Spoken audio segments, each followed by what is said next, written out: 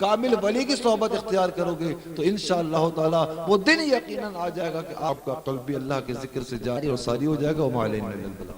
میں دعوت خطاب دے رہا ہوں عالی ذی مرتبت قبلہ و محترم جناب ریاض احمد گوہر شاہی دامت برکاتہم العالیہ کو کہ وہ اپنے ایمان افروز خیالات سے آپ کو اور ہمیں مستفیض فرمائیں اس شعر کے ساتھ کہ وہ سحر جس سے لرزتا ہے شبستان وجود، وہ سحر جس سے لرزتا ہے شبستان وجود، ہوتی ہے بندہ مومن کی اذان سے پیدا. استقبال فرمائے نعرہ تکبیر، اللہ اکبر، نعرہ رسالت، یا رسول اللہ، نعرہ حیدری، یا علی، نعرہ غوثیہ، یا غوث المدد، یا غوث المدد، المدد المدد. یا غوث المدد.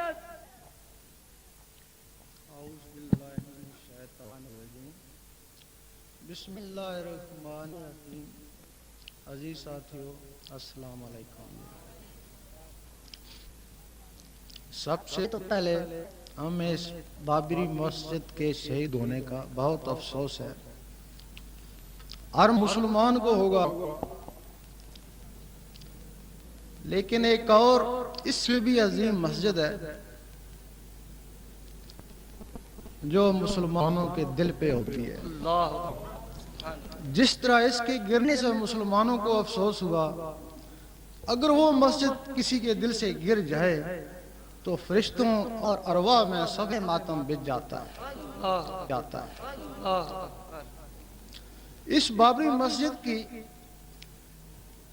تعمیر بابر بادشاہ کے حکم سے معماروں اور مزدوروں نے کری، اور اس دل کے مسجد کی تعمیر اللہ کے حکم سے فرشتے کرتے ہیں. اللہ اکبر.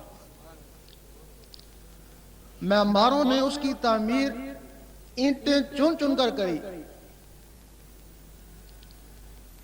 اس کی تعمیر معماری کر سکتا ہے، اور اس قلب کی مسجد کی تعمیر ذاکر قلبی کر سکتا ہے. وہ اینٹیں چن چن کر کرتا ہے اور یہ دل کی دھڑکنوں کو اللہ اللہ میں ملا کر کرتا ہے. جب انسان مسجد بناتے ہیں پھر اسی کی خود تعظیم کرتے ہیں، اور جب وہ فرشتے اس قلم میں مسجد کو تعمیر کرتے ہیں پھر اسی جسم کے آگے جا کے جھکتے ہیں. اب ہر آدمی مسجد تعمیر نہیں کر سکتا، اس کے لیے ایک ہنر ہے. اسی طرح ہر مسلمان یہ دل کی مسجد تعمیر نہیں کر سکتا، اس کے لیے ایک علم ہے. وہ علم خاص ہے، اور اسی علم کی تشریح کرنا چاہتا ہوں. حضور پاک کے زمانے میں دو طرح کا علم تھا، ظاہری اور ایک باطنی. ایک زبان والوں کے لیے اور ایک دل والوں کے لیے. زبان والے علم کو شریعت بولتے ہیں اور دل والے علم کو طریقت بولتے ہیں. آپ کے زمانے میں جن لوگوں نے صرف ظاہری علم سیکھا، ظاہری پہ قناعت کری، وہی کوئی منافق ہوا اور کوئی خارج ہوا. اور جن لوگوں نے وہ باطنی علم بھی حاصل کیا وہ تو اے صحابی یا رسول اللہ کہلائے، اور ولیوں سے بھی اعلیٰ مقام حاصل کر کے چلے گئے. وہ باطنی علم کتابوں میں نہیں ملتا، حدیث شریف میں نہیں ملتا. قرآن مجید میں صرف اس کے اشارے ہیں کہ خضر علیہ السلام کو علم لدنی تھا. حدیث شریف میں اس کے اشارے ہیں. حضرت ابو ہریرہ رضی اللہ تعالیٰ فرماتے ہیں مجھے حضور پاک سے دو علم ملے، ایک تمہیں بتا دیا، اگر دوسرا بتاؤں تو تم مجھے قتل کر دو. اس کا مطلب ہے وہ حدیث شریف میں بھی نہیں ہے. حضور پاک فرماتے ہیں مجھے اللہ تعالیٰ سے تین علم حاصل ہوئے، ایک عام لوگوں کے لیے، ایک خاص کے لیے، اور ایک صرف میرے لیے. حضرت ابراہیم بن ادم فرماتے ہیں کہ میں نے 70 مرتبہ اللہ تعالیٰ کا دیدار کیا ہے اور اللہ تعالیٰ سے 120 مسئلے سیکھے، صرف 4 مسئلے لوگوں کو بتائے، سب نے انکار کر دیا. اور اس علم کا ایک اور واقعہ،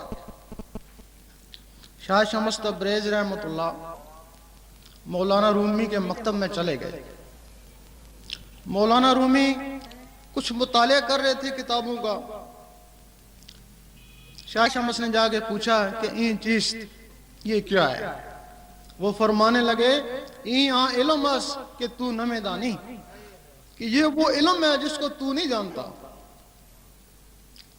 تھوڑی دیر کے بعد علامہ صاحب کو حاجت ہوئی، مکتب سے چلے گئے، واپس آئے تو شاہ شمس نے وہ کتابیں اٹھا کے پانی کے حوض میں ڈال دی۔ جب مولانا واپس آئے تو پوچھا یہاں میری کتابیں تھیں؟ انہوں نے کہا میں نے تو پانی کے حوض میں ڈال دی، کہ اس میں میرے قیمتی نسخے تھے، کلمی نسخے تھے، وہ تو ختم ہو گئے ہوں گے۔ انہوں نے فرمایا گھبراتے کیوں، میں بھی نکال کے دیتا ہوں۔ جب نکالے تو وہ اسی طرح خشک تھے۔ اب مولانا رومی پوچھتے ہیں کہ یہ چیز کہ یہ کیا ہے؟ وہ فرماتے ہیں آئیں لماس کہ تو نہ میدانی۔ نعرہ تکبیر، نعرہ رسالت، تیرا شاہی میرا شاہی، گوہر شاہی گوہر شاہی۔ کہ یہ وہ علم ہے جس کو تم نہیں جانتے۔ اب مولانا رومی حدیث کا بھی علم جانتے تھے، قرآن مجید کا بھی علم جانتے تھے، پھر وہ کوئی اور علم تھا نا۔ پھر کئی عرصے تک مولانا رومی رحمۃ اللہ ان کی خدمت میں رہے۔ جب ان کے اوپر وہ علم منکشف ہوا تو بے اختیار کہنے لگے مولوی ہرگز نہ شد مولائے روم تا غلام تبریزی نہ شد، کہ مولوی کبھی بھی مولائے روم نہیں بن سکتا جب تک کسی تبریز کی غلامی نہ کرے۔ اس علم کو بہت کم عالم ہیں جو جانتے ہیں، بہت کم ہیں، محدود ہیں، لیکن وہ گمنام ہیں۔ اگر دو چار زہر ہوئے کاظمی صاحب کی طرح یا مشوری صاحب کی طرح تو ہوئے، لیکن باقی گمنام ہیں۔ بہت سے علماء ہیں جو اس علم کو مانتے ہیں لیکن جانتے نہیں ہیں، اقرار ضرور کرتے ہیں لیکن وہ جانتے نہیں ہیں۔ اور اکثریت ان علماء کی ہے کہ جو اس کو مانتے ہی نہیں ہیں، بالکل ہی انکار کرتے ہیں۔ لوگ ان کے پاس جاتے ہیں، کہتے ہیں کہ درویش زندیق ہے، مردود ہے، نہ حدیث کی بات ہے نہ قرآن مجید کی بات ہے، اس کی من گھڑت باتیں۔ پھر لوگ درویشوں کے پاس جاتے ہیں تو درویش کہتا ہے مولوی جاہل ہے، علم باطن سے محروم ہے، اس سے ڈرو اور بچو۔ اب لوگ پریشان ہیں کہ ہم کیا کریں۔ اب کچھ لوگ درویشوں کے ساتھ لگ جاتے ہیں، کچھ عالموں کے ساتھ لگ جاتے ہیں۔ لوگوں کے لیے بہتر یہی ہے کہ وہ ظاہری علم عالموں سے سیکھیں اور باطنی علم درویشوں سے سیکھیں۔ بعض زمانے میں ایسا بھی ہوا ہے کہ ایسے حضرات بھی آئے جو ظاہر اور باطن میں یکساں تھے۔ اگر ایسا آدمی مل جائے تو وہ ان دونوں سے بہتر ہے، جس طرح غوث پاک تھے، داتا صاحب تھے، خواجہ صاحب تھے۔ اب وہ باطنی علم کیا ہے؟ یہ تو معلوم ہو گیا کہ اس کے اشارے ہیں قرآن حدیث میں، واقعات ہیں، یہ تو معلوم ہو گیا کہ باطنی علم ہے، لیکن وہ ہے کہاں؟ نہ قرآن مجید میں ملے، نہ حدیث میں ملے، نہ مسجد میں ملے، پھر وہ ہے کہاں؟ وہ حضور پاک کے سینے مبارک میں ہے۔ سبحان اللہ سبحان اللہ۔ جس طرح ظاہری علم کے لیے سفید کاغذ چاہیے، اسی طرح باطنی علم کے لیے سفید سینہ چاہیے۔ قرآن مجید کے 3 لفظوں میں باطنی علم کی ابتدا ہے۔ وہ تم کہتے ہو کہ حروف مقطعات، کبھی اس کی طرف تم نے غور ہی نہیں کیا کہ یہ حروف مقطعات ہے، آگے چلو۔ لیکن وہ جو 3 لفظ ہیں الف لام میم، اسی میں باطنی علم کی ابتدا ہے۔ یہ الف لام میم ذکوریت میں ہے۔ الف سے اللہ کا ذکر کر، اللہ اللہ کر۔ اگر اس کی جلالت سے ڈرتا ہے تو پھر لام سے لا الہ الا اللہ کا ذکر کر، یہ معتدل ہے۔ اگر اس کی معتدلی سے ڈرتا ہے پھر میم محمد رسول اللہ کا ذکر کر۔ نعرہ تکبیر، نعرہ رسالت، शाही मेरा शाही गोहर शाही गोहर अगर तू इससे भी डरता है तो फिर ठीक है, किताब में लगे रहा है, इसी में उलझा रहा है। ये अलफ लाम मीम ये तरीकत है। सही सुल्तान बहु रहमतुल्लाह फरमाते हैं कि मैंने किसी ज़हरी मदरसे में नहीं पढ़ा, कुरान मजीद का पहला लफ्ज अलफ ले लिया और अलफ से अल्लाह अल्लाह करता रहा। अल्लाह अल्लाह करने से मेरा सीना मुनव्वर हो गया। फरमाते हैं जब सीना मुनव्वर हो गया तो एक दिन हजूर पाक ने सीने से सीना लगाया। जब सीने से सीना लगाया तो वो सारा बातनी इल्म मेरे सीने में आ गया। अब वो बातनी इल्म जिस तरह ये जबान अल्लाह अल्लाह कर सकती है, इसी तरह वो दिल भी अल्लाह अल्लाह कर सकता है। अब लोग कहते हैं हमने दिल देखा है, ये तो गोश्त का लोथड़ा है, ये अल्लाह अल्लाह कैसे करता है? ये कहते हैं ये दरवेशों का ख्याल है। अगर तुम इसको हकीकत समझो, यकीन करो तुम्हें इसके बगैर नींद ना आए। लेकिन तुम कहते हो ये ख्याल है, कहते हो हमने जानवरों का देखा है दिल, वो गोश्त का लोथड़ा है, इंसान का दिल भी गोश्त का लोथड़ा है, वो कैसे अल्लाह अल्लाह करता है? यही कहते हो ना। और हम कहते हैं कि ये जबान ये भी गोश्त का लोथड़ा है, ये अल्लाह अल्लाह कैसे करती है? ये इधर लटकी हुई है दो जबड़ों के दरमियान और वो गोश्त का लोथड़ा दो पसलियों के दरमियान। फर्क तो कुछ भी नहीं है। इस जबान को अल्लाह अल्लाह कराने के लिए एक मखलूक है जिसका नाम है लतीफा अख्फा, वो सीने के दरमियान में। ये जबान उसका जरिया है। अगर किसी की वो लतीफा अख्फा खत्म हो जाए तो डॉक्टर कहते हैं जबान तो सही है, ये बोलता क्यों नहीं है? जबान सही है, ये बोलता क्यों नहीं है? वो बुलवाने वाली मखलूक खत्म हो गई। इंसानों और जानवरों में सिर्फ इन मखलूकों का फर्क है। अगर ये मखलूकें जानवरों में होती, जबानें उनकी भी हैं, वो भी कुछ तोतला बोल ही लेते। अब इस गोश्त के लोथड़े को बुलवाने के लिए एक मखलूक है लतीफा अख्फा। इसी तरह वो जो गोश्त का लोथड़ा है जिसको दिल बोलते हैं, उसको बुलवाने के लिए भी एक मखलूक है, उसका नाम है लतीफा कलब। फर्क ये है कि ये मखलूक आजाद है, लतीफा अख्फा आजाद है, और वो लतीफा कलब 1,80,000 जालों के अंदर बंद है। अगर कोई शख्स उस मखलूक को भी आजाद करा ले तो जिस तरह ये जबान अल्लाह अल्लाह करती है, इसी तरह वो गोश्त का लोथड़ा अल्लाह अल्लाह करता है। अब रहा सवाल कि वो आजाद कैसे हो? वो 1,80,000 जालों के अंदर बंद है। किसी शख्स ने अगर अंडा ना देखा हो, उसे कहा जाए ये हवा में उड़ेगा, ये चूं चूं करेगा, कहेगा तू गलत कहता है, ना इसकी टांगे हैं, ना जुबान है, ना पर है, तोड़ के देखता हूं कुछ नहीं, तू कहता है हवा में उड़ेगा। ये नकल है तुम्हारे बेजे की, उसका नाम बेजा है, तुम्हारे अंदर बेजा नासूती है। उसके ऊपर 3 छिलके और इसके ऊपर 1,80,000 जाले हैं। उसको मुर्गी दरकार है और लतीफा कलब के लिए मुर्शिद दरकार है।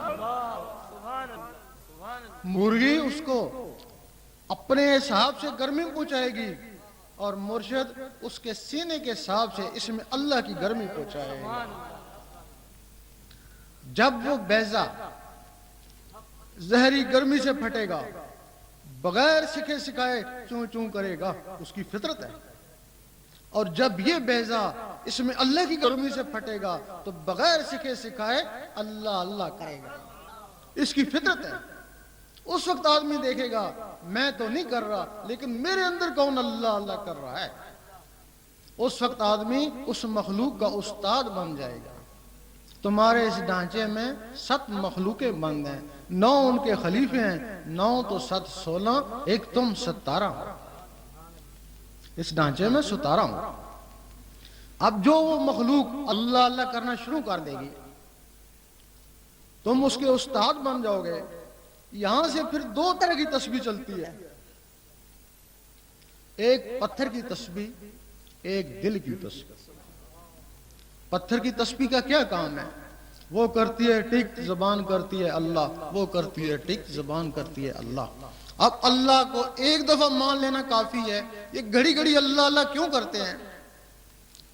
جس طرح بادل آپس میں ٹکراتے ہیں تو بجلی پیدا ہوتی ہے، اسی طرح جب اللہ اللہ آپس میں ٹکراتے ہیں تو وہ نور بنتا ہے۔ سبحان اللہ، نعرہ تکبیر، اللہ اکبر، نعرہ رسالت، یا رسول اللہ، سبحان اللہ، سبحان اللہ۔ اب جو اللہ اللہ ہو رہی ہے وہ بھی بار ہے، تسبیح بھی بار ہے، دھیان ہے وہ بھی بار ہے، اور وہ جو نور بن رہا ہے وہ بھی بار ہے۔ عبادت ضرور ہے لیکن یہ روحانیت نہیں ہے۔ اسی طرح کی تسبیح تمہارے اندر ہو گئی ہے، وہ بھی ٹک ٹک کر رہی ہے۔ اب آدمی اس مخلوق کو بولتا ہے کہ تیری تسبیح یہ ہے، اس کے ساتھ اللہ اللہ ملا۔ جب اس کے ساتھ اللہ اللہ ملتی ہے پھر اللہ اللہ بھی اندر، دھیان بھی اندر، اور وہ جو نور بنا وہ بھی اندر۔ سبحان اللہ، سبحان اللہ۔ یہ روحانی ابتدا ہے۔ 3 سال تک آدمی اس ٹک ٹک کے ساتھ اللہ اللہ ملاتا ہے، کبھی ملتی ہے کبھی ہٹتی ہے، کبھی ملتی ہے کبھی ہٹتی ہے۔ 3 سال کے بعد اتنی پختہ ہو جاتی ہے کہ آدمی ڈٹ کر سوتا ہے اور وہ اللہ اللہ کرتا رہتا ہے۔ اس وقت سید سلطان بو رحمۃ اللہ فرماتے ہیں کچھ جاگدے ہوں سوتے ہو تو کچھ سوتے ہوں جاگدے ہو۔ کچھ لوگ ایسے ہیں جو جاگ کر ساری رات عبادت کرتے ہیں لیکن سوئے ہوئے میں شامل، اور کچھ لوگ بستروں پر سو رہے ہیں ان کے دل اللہ اللہ کر رہے ہیں۔ حضور پاک فرماتے ہیں ہم سوتے ہیں ہمارے دل نہیں سوتے۔ یہ مرتبہ مل گیا۔ اب ان ٹک ٹکوں کا کیا کام ہے؟ یہ باہر کی تسبیح صرف ٹک ٹک کرتی ہے اور اس کا کوئی کام نہیں ہے۔ وہ جو اندر کی ٹک ٹکیں ہیں ان کو بہت زبردست کام ہے۔ وہ خون کو آگے دھکیلتی ہیں، نس نس میں پہنچاتی ہیں، پھر خون دل میں آتا ہے، پھر خون کو نس نس میں پہنچاتی ہیں۔ 24 گھنٹے ان کا یہی کام ہے۔ اب اس ٹک ٹک کے ساتھ اللہ اللہ مل گیا، اب اللہ اللہ اس ٹک ٹک کے ذریعے نس نس میں چلا جاتا ہے، سبحان اللہ۔ پورے خون میں چلا جاتا ہے۔ جب پورے خون میں چلا جاتا ہے اس وقت شاہ ولی اللہ فرماتے ہیں تو ایک دفعہ اللہ کرے گا تجھے 3.5 کروڑ اللہ اللہ کرنے کا ثواب ملے گا۔ فرماتے ہیں کیسے ملے گا؟ کہ تیرے اندر 3.5 کروڑ نسیں ہیں، دل نے ایک دفعہ اللہ کری 3.5 کروڑ نسیں گونج اٹھیں۔ سلطان صاحب فرماتے ہیں 72,000 اور ثواب ملے گا اگر ایک دفعہ دل اللہ کہے تو، کہ یہ جو تیرے مساں میں جہاں سے پسینہ آتا ہے یہ 72,000 ہوتے ہیں۔ دل نے ایک دفعہ اللہ کری 72,000 آوازیں یہاں سے بھی گونجی۔ پھر علامہ اقبال نے فرمایا پھر خدا بندے سے خود پوچھے بتا تیری رضا کیا؟ تیرا شاہی میرا شاہی، گوہر شاہی، گوہر شاہی، دین نبی کا سچا دائی، گوہر شاہی، گوہر شاہی۔ خدا بندے سے خود پوچھے بتا تیری رضا کیا ہے؟ اور خودی کا مطلب سمجھایا کہ خودی کا سرے نہاں لا الہ الا اللہ۔ تو لا الہ الا اللہ کا اتنا ذکر کر لوگ کہیں مجنون ہو گیا اور منافق کہیں ریاکار ہے۔ پھر کسی ایک اور شہر نے یہ بھی کہہ دیا گناہگار پہنچے در پاک پر زاہد و پارسا دیکھتے رہ گئے۔ بھائی وہ زاہد و پارسا کیسے دیکھتے رہ گئے اور گناہگار کیسے پہنچ گئے؟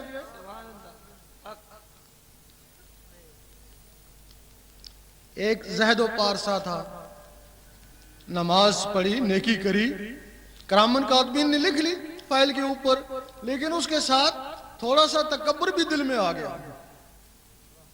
نیکیاں کرتا رہا، فائل پہ لکھی جاتی رہیں لیکن وہ تکبر دل میں بیٹھتے گئے۔ یہاں باطنی علم کی ضرورت تھی، وہ باطنی علم وہ جانتے ہی نہیں ہے۔ جب سینہ تکبر سے بھر گیا اور فائل نیکیوں سے بھر گیا،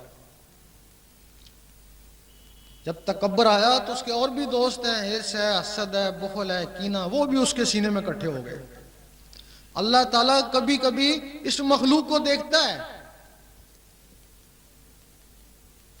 اس زہد کو بھی دیکھا جب زہد کو دیکھا وہ فعلوں کو نہیں دیکھتا، وہ دلوں کو دیکھتا ہے۔ جب دل کو دیکھا تو اس کا دل تکبر، کینہ، بغض سے بھرا پڑا ہے۔ اللہ تعالیٰ اس سے بیزار ہو گیا۔ جب اللہ تعالیٰ اس سے بیزار ہو گیا تو اس کی ساری نیکیاں برباد ہو گئیں۔ اب وہ گنہگار کیسے پہنچ گیا؟ اب گنہگار ہے، وہ بھی گناہ کرتا ہے، فائل پہ گناہ لکھا گیا، ایک دبا اس کے دل پہ بھی لگایا گیا۔ اب کیا ہوا کہ کچھ عرصے کے بعد اس کی فائل بھی گناہوں سے بھر گئی اور اس کا دل بھی گناہوں سے کالا ہو گیا، بالکل ہی کالا ہو گیا۔ اس نے وہ نسخہ سیکھ لیا جس سے دل سفید ہوتا ہے۔ حدیث شریف میں ہے کہ ہر چیز کو صاف کرنے کے لیے کوئی نہ کوئی ہتھیار ہے، دل کو صاف کرنے کے لیے ذکر اللہ ہے۔ اب اس نے اللہ اللہ کرنا شروع کر دی، ہر وقت اللہ اللہ، دل سے اللہ اللہ کرنا شروع کر دی۔ اللہ اللہ کرنے سے اس کا دل سفید ہو گیا۔ اب وہ فائل کو ٹھیک نہیں کر سکتا لیکن اپنے دل کو اس نے سفید کر لیا۔ اب اللہ تعالیٰ نے اس کے دل کو بھی دیکھا، جب اس کو دیکھا تو اس کے اوپر مہربان ہو گیا۔ جب اس کے اوپر مہربان ہو گیا اور فائل لکھی کی لکھی رہ گئی، اور اللہ اللہ کرنے والوں میں ایک اور صفت آ جاتی ہے، کیونکہ اللہ تعالیٰ بہت ہی سخی ہے، اور جو اللہ اللہ کا ذکر کرتا ہے وہ بھی سخی ہو جاتا ہے۔ اب بہت کنجوس آدمی کو اللہ اللہ کے ذکر میں لگا دیں، تھوڑے دن بعد پتہ چلے گا کہ بہت ہی سخی ہو گیا۔ حضرت عیسیٰ علیہ السلام نے شیطان سے پوچھا، بتا تیرا بہترین دوست کون ہے؟ وہ کہنے لگا کہ کنجوس عابد۔ کہ وہ کیسے؟ کہ اس کی عبادت کو اس کی کنجوسی رائے گاں کر دیتی ہے۔ اور تیرا سب سے بڑا دشمن کون ہے؟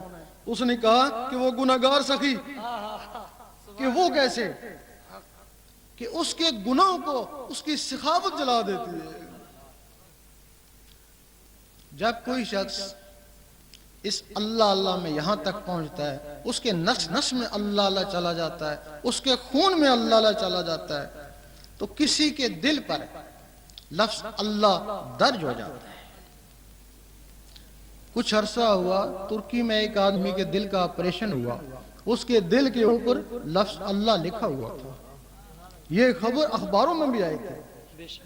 خواجہ بہاؤالدین نقشبند رحمۃ اللہ لوگوں کے دلوں پہ لفظ اللہ نقش کر دیتے، لوگوں کو نظر آتا، تب ان کو نقش بندی کہتے ہیں۔ نعرہ تکبیر، اللہ اکبر، نعرہ رسالت، یا رسول جو اللہ، ہو نہ عشق مصطفیٰ تو زندگی فضول ہے۔ اور جس کے دل پہ لفظ اللہ لکھ دیا گیا، قرآن مجید فرماتا ہے کچھ بندے ایسے ہیں جن کے دلوں پہ ایمان لکھ دیا، اور کچھ لوگ ایسے ہیں جن کے دلوں پہ مدینہ شریف درج ہو جاتا ہے، سبحان اللہ۔ پھر وہ کہیں بھی ہے مدینے میں ہے۔ کچھ لوگ ایسے ہیں جن کے دلوں میں خانہ کعبہ بس جاتا ہے۔ ایک دفعہ مجدد الفسانی رحمت اللہ نے دیکھا کہ باطنی مخلوق جن، موکل، ملائک وغیرہ ان کو سجدہ کر رہے ہیں۔ آپ بڑے گھبرائے کہ استدراج تو نہیں ہو گیا، کیونکہ سجدہ تو انسان کو جائز ہی نہیں۔ آواز آئی گھبراؤ نہیں، یہ تمہیں سجدہ نہیں کر رہے، جو تمہارے اندر خانہ کعبہ بس کا یہ اس کو سجدہ کر رہے ہیں۔ اور جب رابعہ بصری رحمت اللہ کے سینے میں خانہ کعبہ بسا تو اس خانہ کعبہ کو حکم ہوا کہ جا جا کے اس کا طواف کر۔ اور تبھی مولانا رومی نے فرمایا کہ یہ کعبہ 1000 کعبوں سے بہتر ہے، اس کی بنیاد ابراہیم علیہ السلام نے رکھی اور اس کی بنیاد اللہ تعالیٰ رکھتا ہے۔ اور شاہ منصور وہ بھی یہی کہتے کہتے سولی چڑھ گئے۔ وہ کہتے تھے تو اس کعبے پہ کیوں جاتا ہے جب تیرے اندر کعبہ موجود ہے؟ وہ کہتے ہیں تو اس کعبے کو بچا، تو بہتر ہے وہ کعبہ تیرے پاس آئے۔ اور انہی لوگوں کے لیے قرآن مجید فرماتا ہے حبل الورید کہ میں ان کی شارک کے بھی نزدیک ہوں۔ ہر آدمی اس کو سمجھتا ہے کہ اللہ تعالیٰ میری شارک کے نزدیک ہے، ہر آدمی سمجھتا ہے نہیں۔ علامہ اقبال پہ بھی اسی بات میں فتویٰ لگا تھا وہ کہتے تھے کہ تو بھی تو ہر جائی ہے، ہم شراب پیتے ہیں، کچھ بھی کرتے ہیں، تو بھی ہمارے ساتھ ہی ہوتا ہے، پھر ہمارا حساب کتاب کیا؟ جب تو شارک کے نزدیک ہے تو پھر ہمارا حساب کتاب کیا؟ تو بھی شامل ہے۔ اسی بات پہ فتویٰ لگا تھا۔ پھر انہوں نے یہی راز کھولا تھا، نہیں، اللہ تعالیٰ انہی کے شارک کے نزدیک ہے جن لوگوں نے اللہ تعالیٰ کو اپنے دلوں میں بسا لیا، سبحان اللہ سبحان اللہ۔ اور انہی کے لیے حدیث ہے، انہی لوگوں کے لیے کہ بندہ نوافل کے ذریعے میرا اتنا قرب حاصل کر لیتا ہے کہ میں اس کی زبان بن جاتا ہوں جس سے وہ بولتا ہے، اور میں اس کے ہاتھ بن جاتا ہوں جس سے وہ پکڑتا ہے۔ جب کوئی شخص یہاں تک پہنچ جاتا ہے وہ مومن کہلاتا ہے، وہ پہلا درجہ مسلمان کا ہے۔ مسلمان میں 72 فرقے ہیں، ایک دوسرے کو کافر منافق کہتے ہیں، لیکن مومن میں کوئی فرقہ نہیں ہے، مومن سارے بھائی بھائی ہیں۔ مومن نہیں کہتا میں سنی ہوں، میں شیعہ ہوں، میں وہابی ہوں، مومن کہتا ہے بس امتی ہوں تمہارا یا رسول اللہ۔ ہر آدمی سمجھتا ہے کہ میں مومن ہوں، نہیں، سورۃ حجرات میں مومن کی تشریح ہے۔ اعراب نے کہا ہم ایمان لے آئے، اللہ تعالیٰ نے فرمایا نہیں، ان کو کہو صرف اسلام لائے، مومن تب بنو گے جب نور تمہارے دل میں اترے گا۔ یہاں تک جب کوئی عام آدمی پہنچ جاتا ہے تو پھر وہ نور کہلاتا ہے۔ لوگ حضور پاک کو بھی نور نہیں مانتے، لیکن یہاں تک جو آدمی عام پہنچ جائے وہ بھی نور کہلاتا ہے۔ اور اگر کوئی عالم ہو تو پھر وہ نور علی النور کہلاتا ہے۔ انہی عالموں کے لیے حضور پاک فرماتے ہیں کہ میرے عالم بنی اسرائیل کے نبیوں کی مانند ہیں، اور واقعی ان عالموں کی توہین دین اسلام کی توہین ہے۔ اور جو اس علم باطن کے بغیر عالم ہے وہ تو مشکوک ہیں، وہ تو جدھر منافع دیکھتے ہیں ادھر ہو جاتے ہیں، کبھی بے نظیر کے ساتھ ہو گئے اور کبھی نواز شریف کے ساتھ۔ تیرا شاہی میرا شاہی، گوہر شاہی گوہر شاہی، دین نبی کا سچا دائی، گوہر شاہی گوہر شاہی، جن سے ہم نے نعمت پائی، گوہر شاہی گوہر شاہی۔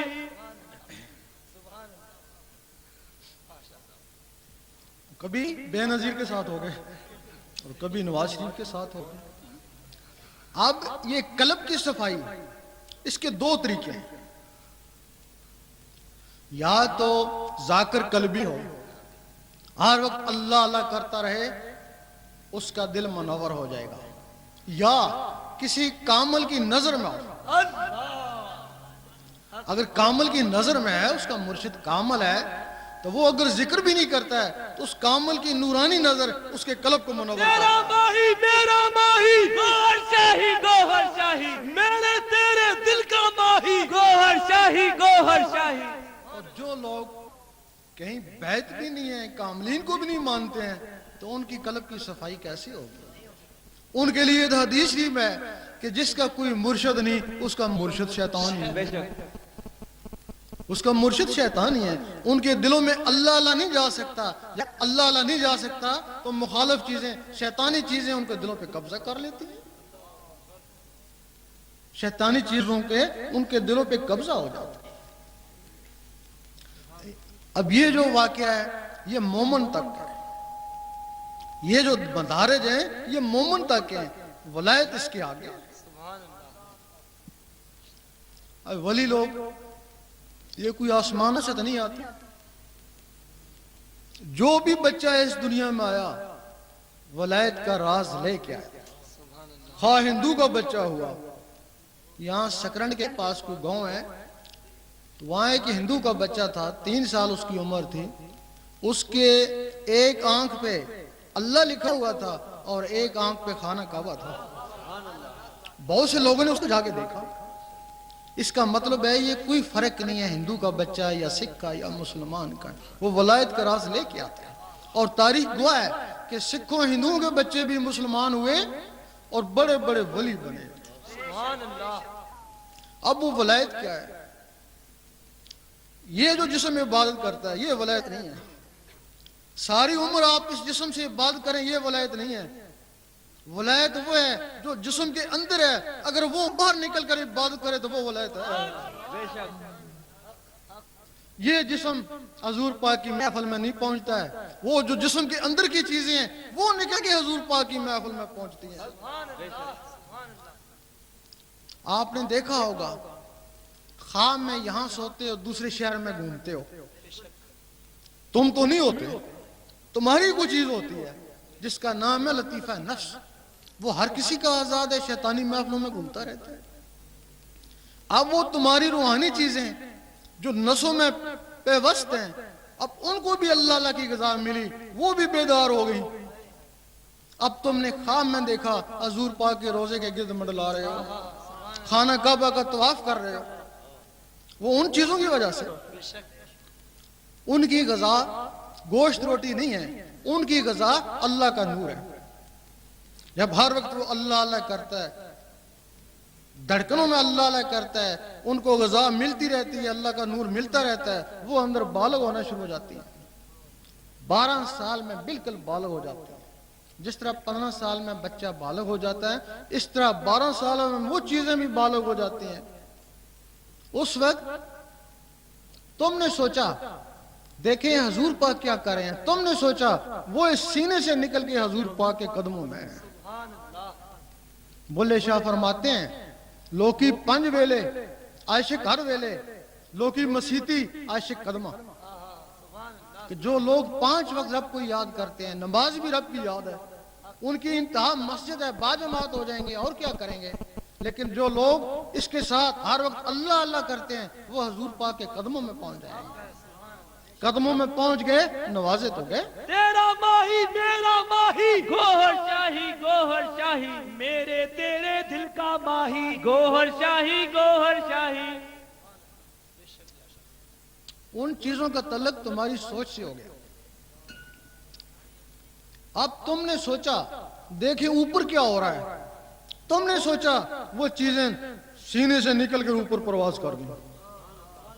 فرشتوں نے روکا، نہیں رکی، کہنے لگے جو کچھ بھی ہے بیت المعمور سے آگے جل جائے گا، وہاں تو فرشتے بھی نہیں جا سکتے، اور یہ بیت المعمور سے بھی آگے چلے گئی، وہاں پہنچ گئی جہاں رب کی ذات ہے۔ ظاہری جسم سے حضور پاک وہاں پہنچے، اور ان مخلوقوں کے ذریعے ولی وہاں پہنچتے ہیں۔ اس وقت فرشتے کہتے ہیں کہ واقعی انسان اشرف المخلوقات ہے، ہم تو وہاں نہیں جا سکتے، یہ وہاں سے بھی ہو کر آ گیا۔ اس کے بعد کیا ہوا کہ تم مر گئے۔ مرنا تو سب کو ہے، ہمارا عقیدہ ہے کہ مرنے کے بعد سب کی روحیں آسمانوں پہ چلی جاتی ہیں، خواہ نبی ہیں خواہ ولی ہیں۔ پھر کبھی سوچا ہے دربار والوں کی روحیں بھی آسمانوں میں چلی جاتی ہیں، پھر کبھی سوچا ہے ان درباروں میں کیا ہے اور کیوں فیض ہے۔ دربار والے کی بھی روح آسمان پہ چلی گئی، لیکن وہ جو اضافی چیزیں تھیں وہ ولی بن کے دربار پہ بیٹھ گئیں، نماز پڑھتی ہیں، ذکر کرتی ہیں، لوگوں کو فیض پہنچاتی ہیں، اور قیامت تک اس کا درجہ اس کی روح کو ملتا رہے گا۔ شب معراج میں حضور پاک موسیٰ علیہ السلام کی قبر سے گزرے، دیکھا موسیٰ علیہ السلام قبر میں نماز پڑھ رہے ہیں، فوراً اوپر پہنچے، دیکھا موسیٰ علیہ السلام وہاں بھی موجود ہیں۔ مجدد الافسانی رحمۃ اللہ سے کسی نے پوچھا کہ میں نے آپ کو فلاں دن خانے کعبے میں دیکھا، فرمانے لگے میں نہیں گیا۔ دوسرے نے کہا اسی دن حضور پاک کے روزے پہ دیکھا کہ میں نہیں گیا۔ تیسرے نے کہا اسی دن غوث پاک کے روزے پہ دیکھا کہ میں نہیں گیا۔ تو لوگوں نے پوچھا پھر کیا تھا؟ کہ میرا اندر تھا۔ جتنے بھی یہاں موجود ہیں وہ اندر، سب کے اندر موجود ہے۔ اگر تم ان میں سے ایک چیز کو بھی جگا لو، ایک مخلوق کو بھی جگا لو، تو تم مر کے بھی زندہ ہو۔ اگر تم نے ان مخلوقوں کو اپنی زندگی میں ختم کر دیا، 40 سال کے بعد وہ ختم ہونے شروع ہو جاتی ہیں۔ اگر وہ ختم ہو گئی تو تم زندہ ہی مردہ ہو۔ غوث پاک کی ایک وقت میں 9 آدمیوں نے دعوت پکائی۔ بہت سے لوگ تو نہیں مانتے کہ ایسا ہو ہی نہیں سکتا۔ جو ان کے عقیدت محبت والے لوگ ہیں وہ کہتے ہیں ایسا ضرور ہوا ہے، 9 جگہ گئے، لیکن پتہ ان کو بھی نہیں کہ کیسے گئے۔ غوث پاک کا جسم مبارک مسجد میں مؤذن کے پاس تھا اور وہ جسم کے اندر کی چیزیں ادھر جا کے کھانا کھا رہی تھی. اگر انہوں نے کھانا کھایا ہوگا، باتیں بھی کری ہوں گی، اٹھی بھی ہوں گی، بیٹھی بھی ہوں گی، اور جس میں اٹھنے بیٹھنے اور باتوں کی طاقت ہے، نماز میں یہی کچھ ہے. ہو سکتا ہے ان کی نماز خانہ کعبہ میں ہوتی ہو. اور وہ جو کہتے ہیں کہ درویش کی نماز عرش مولا میں ہوتی ہے، کہتے ہیں، صحیح کہتے ہیں، یہ جسم عرش مولا میں نہیں جاتا، وہ جسم کے اندر کی چیزیں عرش مولا میں جاتی ہیں. سبحان اللہ سبحان اللہ. اور اب غوث پاک کا جسم خواہ مسجد میں تھا، سو رہے تھے تو وہ چیزیں آزاد تھیں نا. اب خواہ مسجد قبر میں چلا گیا تب بھی وہ چیزیں آزاد ہی ہیں نا. اور آج تک وہ لوگوں کو فیض پہنچا رہی ہیں اور قیامت تک پہنچاتی رہیں گی. دل بر رہبر روحانی غوث اعظم جیلانی، دل بر رہبر روحانی غوث اعظم جیلانی. اللہ تعالیٰ کے 99 نام ہیں، ہر آدمی کو پتا ہے. 98 صفاتی ہیں، ایک ذاتی ہے. 98 صفاتی کے فیض کا مجموعہ اس میں ذات کو نہیں پہنچ سکتا. اس میں ذات پھر بھی ان پہ بھاری ہے. اور یہ اس میں ذات کسی نبی کو نہیں ملا. موسیٰ علیہ السلام یا رحمانوں کا ذکر کرتے ہیں، ان کی قوم بھی. عیسیٰ علیہ السلام یا قدوسوں کا، سلیمان علیہ السلام یا وہابوں کا، داؤد علیہ السلام یا ودودوں کا. باقی نبی اپنے اولو العزم مرسل کا کلمہ پڑھتے ہیں. ایک دن موسیٰ علیہ السلام نے کہا اے اللہ دیدار دے. جواب آیا تاب نہیں ہے. سوچنے لگے کسی میں تاب ہوگی. جواب آیا ایک میرا حبیب اور اس کی امت. تو موسیٰ علیہ السلام کو جلال آ گیا کہ میں ایک نبی ہو کے ایک امتی کے برابر بھی نہیں. جلوہ دے دیکھی جائے گی. جلوہ پڑا، موسیٰ علیہ السلام بے ہوش ہو گئے. اب کیا وجہ ہے کہ موسیٰ علیہ السلام اس دنیا میں کوتور میں بے ہوش ہوئے، حضور پاک سامنے جا کے مسکرا رہے ہیں؟ کچھ تو وجہ ہوگی. موسیٰ علیہ السلام کے جسم میں یا رحمانوں کا صفاتی نور تھا، وہ ذات کی تاب نہ لا سکا. حضور پاک کے جسم میں اس میں ذات کا ذاتی نور تھا، ذات ذات کے سامنے مسکرایا. اور حضور پاک کے طفیل یہ اسم اس امت کو ملا، تب اس کو فضیلت ہوئی. اور امت اس سے ڈرتی ہے یا محروم ہے. ایک حدیث میں کہ قیامت کے دن امتوں کی پہچان نور سے ہوگی. یہ یا رحمانوں سے چمک رہے ہیں موسیٰ علیہ السلام کی امت، یہ یا ودودوں سے چمک رہے ہیں داؤد علیہ السلام کی امت، اور یہ اللہ سے چمک رہے ہیں حضور پاک کی امت. اور امت اس سے ڈرتی ہے یا محروم ہے؟ بات تو ایک ہی ہے. فضائیہ لڑنے میں سب سے افضل ہے. کیوں افضل ہے؟ کہ اس کے پاس جہاز ہے، جہاز سے لڑتی ہے. اگر اس سے جہاز چھین لے تو وہ بندوق والا اس سے بہتر ہے. اگر تم سے اس میں ذات چلا گیا تو وہ یا رحمانوں والے تم سے بہتر ہے. اور تم یقین جانو کہ اس میں زید یا اس قلب کے بغیر نماز بھی کون نہیں ہوتی. ایک حدیث ہے کہ لا صلاۃ الا بحضور قلب، دل کی حاضری کے بغیر نماز نہیں ہوتی. بہت سے علماء کہتے ہیں یہ ضعیف حدیث ہے، بہت سے کہتے ہیں یہ کسی کا قول ہے. لیکن جو پرانی حدیثیں ہیں ان میں یہ مستند حدیث ہے. آج سے 200-300 سال پہلے کی جو حدیثیں ہیں اس میں اس کو مستند قرار دیا ہے. صحیح سلطان بہو نے 40 حدیثوں کو مستند قرار دیا، اس میں اس کو بھی مستند قرار دیا. اب آپ نے دیکھا ہوگا کہ آپ کا کوئی دوست یا ہمسایہ 20-25 سال آپ کے ساتھ نمازیں پڑھتا رہا، لیکن وہ قلب کی حاضری کے بغیر ہی پڑھتا رہا. ایک دن پتہ چلا کہ وہ غیر مقلد ہو گیا. بھئی اگر اس کی ایک نماز بھی قبول ہوتی تو وہ غیر مقلد کیوں ہوتا؟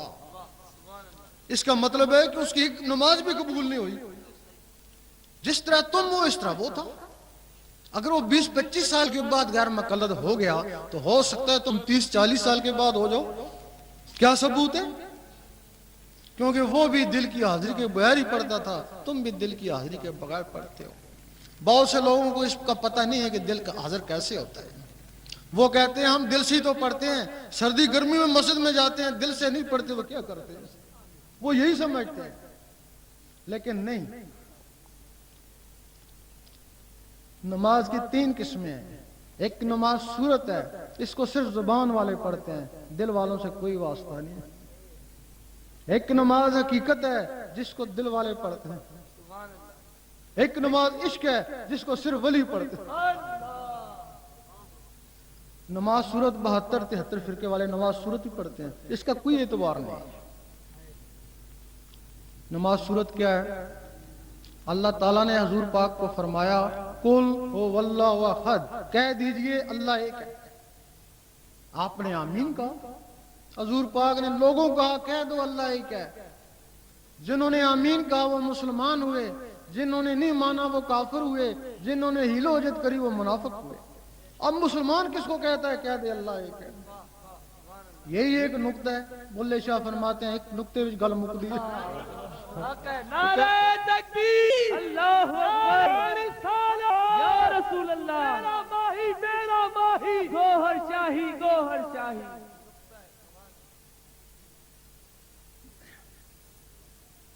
تم اپنے دل کو کہتے ہو کہہ دے اللہ ایک ہے، وہ جواب دیتا ہے کر میں آٹا ہی نہیں ہے. ہیلوجت کرتا ہے نا. پھر کہتے ہیں اللہ سمد، اللہ بے نیاز ہے. دل جواب دیتا ہے بی بی بیمار ہے. ہیلوجت کرا نا اس نے، مانا نہیں. لامی الد و لامی الحد، دل نے کہا ڈیوٹی سے لیٹ ہو گئے چل. کافروں کی زبان اقرار نہیں کرتی، منافقوں کے دل تصدیق نہیں کرتے، اور فاسقوں کے جسم عمل نہیں کرتے. بتاؤ تمہارا دل تو منافق تھا، اب منافق دل کی نماز کیسے ہوگی؟ ساری عمر پڑھتا رہے، منافق کی نماز کیسے ہو سکتی ہے؟ اس کا دل ہی منافق تھا. یہ نماز قرآن مجید فرماتا ہے کہ ان نمازوں کے لیے تباہی ہے جو نماز حقیقت سے بے خبر ہے. یہ نماز تباہی بن جاتی ہے اور دکھاوا بھی ہے. دکھاوا کیسے ہے؟ مسجد میں کھڑا ہے، بڑے خشوع خضوع سے نماز پڑھا ہے، لوگ کہہ رہے ہیں بہت بڑا نمازی ہے، بڑی دیر سے خشوع خضوع سے نماز پڑھے. لیکن اللہ تعالیٰ فرماتا ہے نہ عملوں کو دیکھتا ہوں، نہ شکلوں کو، نہ تیری داڑھی کو دیکھتا ہوں، نہ تیرے سجدے کو، میں تیرے قلب اور نیت کو دیکھتا ہوں. جس کو دنیا دیکھتی ہے اس میں ٹینشن کھڑا ہے، اور جس کو اللہ دیکھتا ہے اس میں کاروبار، بیوی بچے. یہ نماز دکھاوا ہے. ساری عمر اکیلے پڑھتے رہے تب بھی یہ نماز دکھاوا. اور یہ نماز تباہی بھی ہے. تباہی کیسے ہے؟ نماز پڑھی، لوگوں نے کہا 5 وقت کا نمازی ہے، وہ تکبر آیا نا. اور دوسرے نے کہا تہجد بھی پڑھتا ہے، اور تکبر آیا. اور تیسرے نے ہاتھ پاؤں میں تعظیم کری، اور سینے میں تکبر آیا. اور ایک دن بے نمازی کو دیکھا، بڑی حقارت سے دیکھا کہ میں تم سے بہتر ہوں. یہ نہیں پتا تکبر ازازیل را خوار کر نمازیں وہ بھی پڑھتا تھا. حدیث شریف میں ہے کہ جس سینے میں ذرا بھی کبر اور بخل ہے وہ جنت کے قابل نہیں. اور یہ سینہ تو بھر گیا. اب وہ نماز تباہی کیسی ہو گئی؟ اب وہ سوچنے لگا اس وقت میرے جیسا دنیا میں کوئی نہیں ہے. اب کہتا ہے کہ چلو ساری سنتیں اپناؤ تاکہ حضور پاک سے بھی مقابلہ ہو جائے. جب دیکھتا ہے کہ ساری سنتیں اپنا لی ہیں پھر کہتا ہے اب مجھ میں تو حضور پاک میں کیا فرق رہا، میرے بڑے بھائی کی طرح ہیں. جب یہاں تک پہنچا تو اس کا ایمان ہی چلا گیا. وہ نمازیں اس کا ایمان بھی لٹ ہے. یہ نماز صورت ہے. اس کے بعد پھر نماز حقیقت ہے. نماز حقیقت کیا ہے؟ اس کے لیے سب سے پہلے اللہ اللہ سیکھنی پڑتی ہے. دل کی دھڑکنوں کو اللہ اللہ میں لگانا پڑتا ہے. پھر کوشش کرتا ہے کام کاج کرتا رہوں اللہ اللہ ہوتی رہے. اس کو بولتے ہیں دستکار میں دل یار میں. کامیابی ہو جاتی ہے. پھر کوشش کرتا ہے کوئی اخبار رسالہ پڑھتا رہوں اللہ اللہ ہوتی رہے. پھر اس میں بھی کامیابی ہو جاتی ہے. پھر کوشش کرتا ہے نماز پڑھتا رہوں اور اللہ اللہ ہوتی رہے. اس میں بھی کامیابی ہو جائے گی. اس وقت زبان کہے گی کہہ دے اللہ ایک ہے، دل کہے گا اللہ اللہ. پھر زبان کہے گی اللہ الصمد، دل کہے گا اللہ اللہ. لامی الد و لامی الد، دل کہے گا اللہ اللہ. زبان اقرار کر رہی ہے، دل تصدیق کرے ہے اور جسم عمل کرے. زبان ذکر مفصل میں اور دل ذکر مجمل میں. زبان دلیل سے منوا رہی ہے کہ کہہ دے اللہ ایک ہے، دل بغیر دلیل کے مان رہا ہے کہ اللہ ہی اللہ. زبان کا تصرف ہے اور بی بی سی سے بولتے ہیں یہاں سنتے ہو، اور دل کا تصرف ہے یہاں گونجتا ہے عرش مولا والے سنتے ہیں۔ تمہاری اس نماز کو یہ دل عرش مولا میں پہنچائے گا، وہ نماز مومن کا معراج ہے۔ سبحان اللہ، تیرا ماہی میرا ماہی، گوہر شاہی گوہر شاہی، جن سے ہم نے نعمت پائی، گوہر شاہی گوہر شاہی۔ اور ایک نماز تباہی بن گئی، وہی رکوع سجود، وہی نماز معراج بن گئی۔ اس کے آگے پھر ولی کی نماز شروع ہوتی ہے۔ ولی کی نماز کیا ہے؟ ایک دفعہ مجدد صاحب مسجد میں گئے، دیکھا ایک آدمی سو رہا ہے، سمجھے نماز پڑھ کے سویا ہوگا، پھر گئے دیکھا سو رہا ہے، پھر سمجھے نماز پڑھ کے سویا ہوگا۔ آپ عصر سے مغرب تک مسجد میں رہتے ہیں، مغرب کی اذان ہو رہی ہے اور وہ سو رہا ہے۔ آپ نے اس کو جھنجھوڑا، اٹھ، یا مسجد سے نکل جا یا نماز پڑھ۔ وہ فوراً اٹھا، وضو کیا، جماعت کھڑی ہونے والی تھی، بلند آواز سے کہا امام صاحب رک جائیں، امام صاحب رک گئے۔ فوراً اس نے نیتی 2 رکعت سنت وقت فجر، سب نمازی دیکھتے ہیں کہ فجر کا سما ہو گیا۔ پھر اس نے ظہر کی نماز پڑھی، دیکھتے ہیں ظہر کا سما ہو گیا۔ پھر عصر کی نماز پڑھی، راوی لکھتا ہے سورج واپس آ گیا۔ اس وقت اس نے کہا مجدد صاحب آپ تو صاحب نظر تھے، بہتر تھا مجھے جگانے سے پہلے میرا حال دیکھتے، میں تو اسی کے پاس تھا جس کی تم نمازیں پڑھتے ہو۔ اور اسی کے لیے بلے شاہ نے فرمایا اساں عشق نماز جدو نیتی ہے تو بھول گئے مندر مسیتی ہے۔ یہ 3 قسم کی نمازیں ہیں اور تم ایک ہی نماز میں الجھے ہوئے ہو۔ اب چاہیے تھا کہ نماز صورت سے حقیقت میں جاتے، حقیقت سے پھر عشق میں جاتے۔ اگر عشق، ایک حدیث شریف میں ہے کہ کسی مومن کا ایک مقام پہ رک جانا حرام، صورت سے حقیقت میں جائے، حقیقت سے عشق میں جائے، عشق سے اگر بھی دیدار میں جائے، فنا میں بقا میں جائے، رستے میں کہیں بھی مر گیا تو جو اللہ کی راہ میں مارا جائے اس کو مردہ مت کو، وہ شہید ہے۔ سبحان اللہ سبحان اللہ۔ اب ہمارے میں کیا رواج ہے، شریعت پوری بھی نہیں ہوئی تو پھر بجائے حقیقت میں جانے کے، بجائے حقیقت میں جانے کے سیاست میں چلے جائیں گے، بس ساری عمر پھر سیاست میں گزر گئی۔ ہر کسی کو گمان ہے کہ اللہ تعالیٰ میرے پہ بڑا مہربان ہے، ہر فرقے والے کو مہربان ہے، جو فرقے میں نہیں ہے اس کو بھی دنیا دار ہے، اس کو بھی یہی گمان ہے کہ اللہ تعالیٰ میرے پہ بڑا مہربان ہے۔ پوچھتے ہیں کیا حال ہے کہ بڑی اللہ کا کرم ہے، کیوں؟ کار بنگلہ ہے، کرم نہیں تو اور کیا؟ اور دوسرے سے پوچھتے ہیں کیا حال ہے کہ بہت ہی کرم ہے اللہ کا، کیوں؟ غریب خاندان سے تھا اتنا بڑا افسر ہو گیا، کرم نہیں تو اور کیا؟ اور تیسرے سے پوچھتے ہیں کیا حال ہے کہ بہت ہی کرم ہے، کیوں؟ اتنا بڈھا ہوں، اتنی صحت ہے، کرم نہیں تو اور کیا؟ اور ہم کہتے ہیں تم اس کو اگر کرم سمجھتے ہو تو یہ چیزیں کافروں کے پاس ہوئی، جو کافر کو دیں وہ تم کو دیں، تمہارے پہ کیا کرم ہوا؟ کبھی سوچا ہے؟ اگر تم نے دیکھنا ہے کہ واقعی تمہارے پہ رب کا کرم ہے تو اس کے ذکر میں لگ جاؤ۔ اگر 2 4 5 7 دن میں اللہ اللہ شروع ہو گئی تو اس کا کرم ہو گیا۔ فَاذْكُرُونِي أَذْكُرْكُمْ، تو میرا ذکر کر میں تیرا ذکر کروں گا۔ ذکر اسی کا کیا جاتا ہے جس سے دوستی ہو جائے۔ اگر کوشش کے باوجود اللہ اللہ نہیں ہوتا ہے، الٹا اس کے مخالف ہو گئے، وحشت ہوتی ہے، تو تمہارے پر رب کا کوئی کرم نہیں ہے۔ اگر کرم ہوتا تو تم کو اپنے نام لہواؤں میں لیتا۔